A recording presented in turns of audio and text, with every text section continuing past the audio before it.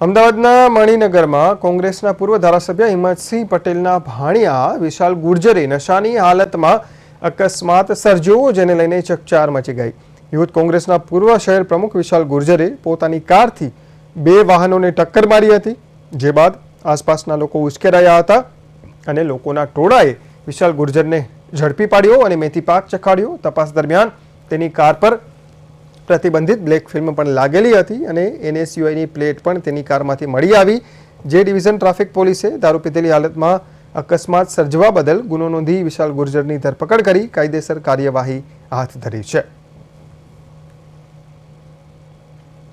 રાત્રે મણિનગર પોલીસ સ્ટેશનની આગળ સિટી કોર્નર હોટલની સામે એક ડ્રિંક એન્ડ ડ્રાઈવનો ગુનો દાખલ કરવામાં આવેલ છે, જેમાં આરોપી તરીકે વિશાલ મહેન્દ્ર ગુર્જર તરીકે છે।